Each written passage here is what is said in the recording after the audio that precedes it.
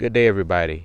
I want to go over maintaining your muscadine vines. So I got some maintenance to do on these, and I just want to do a video on how to do that.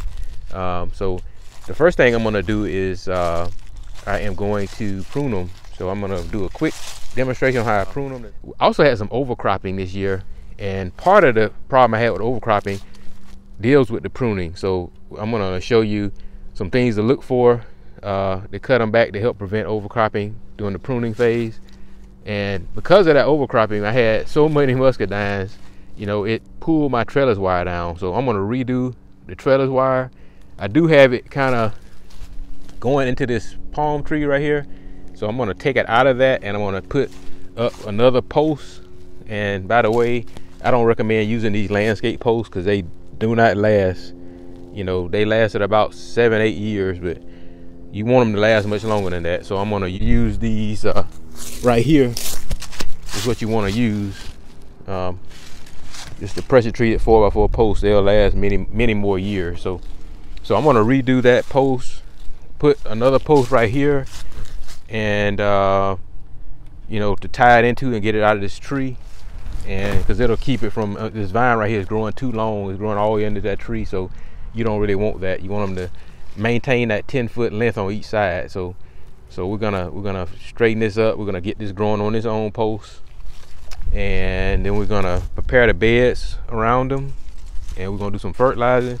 But anyway, we'll go over all of that, and let's get started. Keep in mind that your muscadines put out fruit on the new growth, so you want your muscadines to be close to the base of the plant. You don't want to let them continue like this one right here, for example.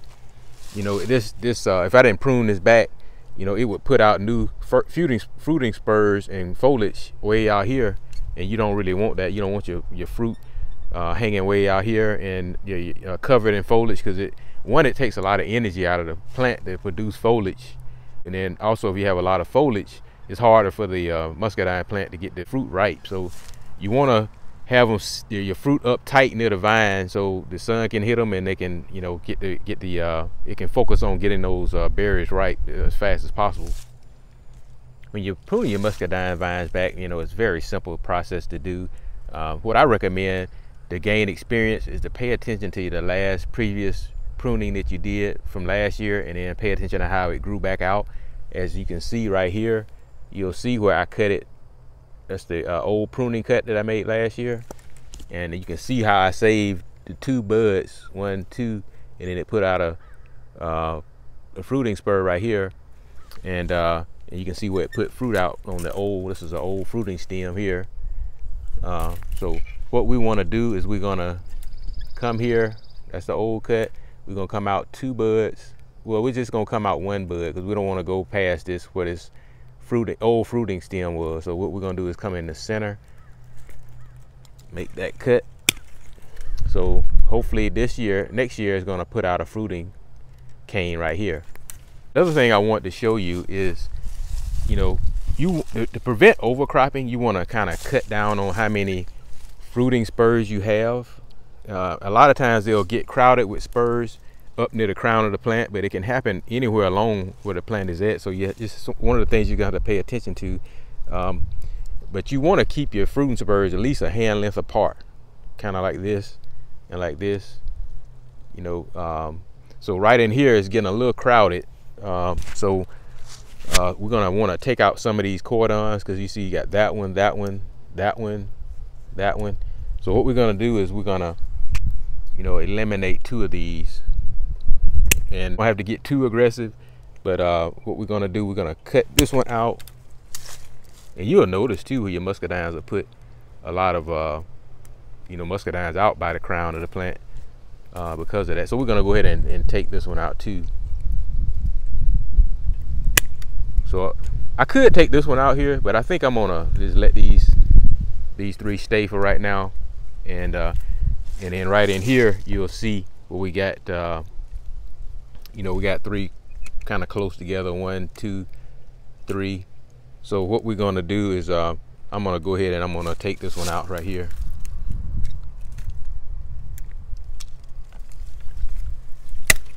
All right, so that'll give us plenty of room. That'll give us our full finger in there.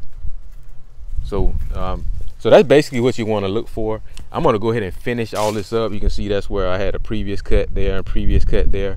So we're going to count out 1, 2 buds, and we're going to cut it right there. So pretty simple. I'm going to keep on going down the line, and then I'll come back and show you how it all looks.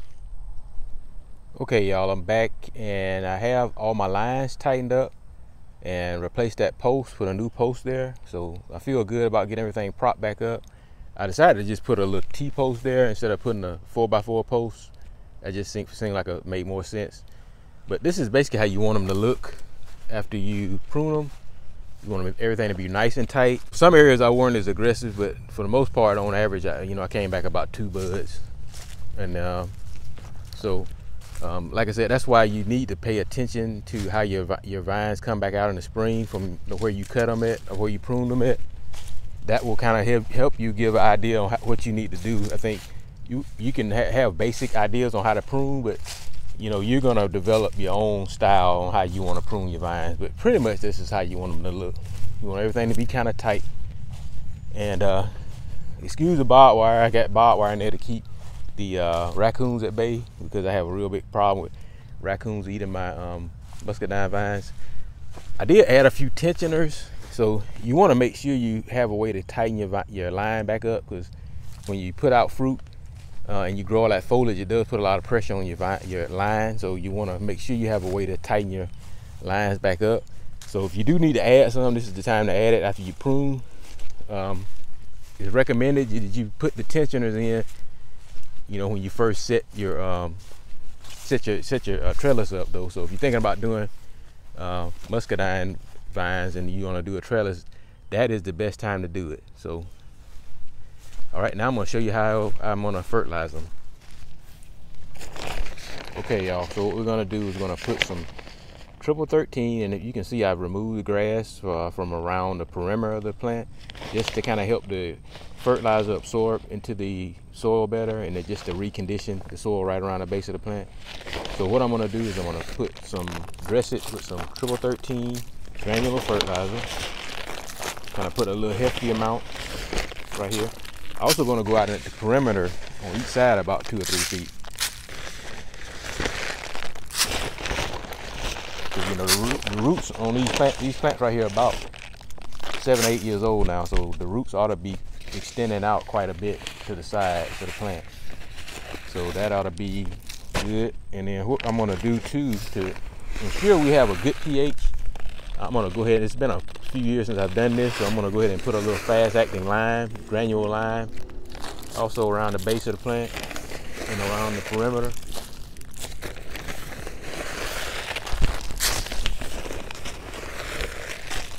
Put that out here as well.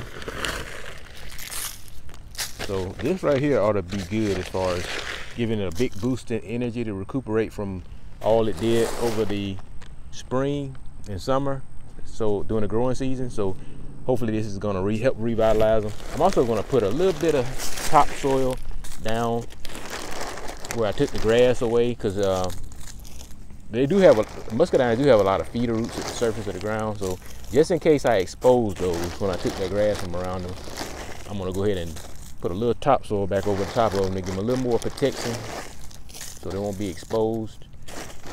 And you don't have to do this step as far as taking the grass from around the tree. Just something I do every now and then just to recondition it. Now I'm going to put some straw on the top of it, but you can put straw mulch around your muscadines, but what you want to do is make sure you don't have it close to the base of the tree. You have about 1 inch space, because that mulch or pine straw or straw, it can cause a lot of moisture to develop right around the base of that tree, and you don't want it to rot or anything like that, or you don't want to encourage snails or anything to get onto it. So I've noticed mine did that when I had pine straw pushed all the way up to it. So you want to keep the pine straw kind of at bay and just out here in this area. So so that's it. I'm going to keep going, and I'm going to give you one more shot at how it looks when I get done. Okay, we got everything finished. So got a pine straw down, straw down, and I'll put probably some fresh straw down later. And again, just try not to get too close to the base of the plant with your straw mulch if you decide to do that. But everything is looking pretty good so far. I even got prepped my new vines down on the end, and pretty much how it's all looking. So I feel real good that we've done what we need to do to get ready for another successful muscadine season. If you do watch this video and you want to see how they look in the spring, you want to see them again, and just if I just see 1 or 2 comments, I'll do another video showing how they come out and showing how the new growth is coming out on my old cuttings. So anyway, thanks for watching, and please subscribe.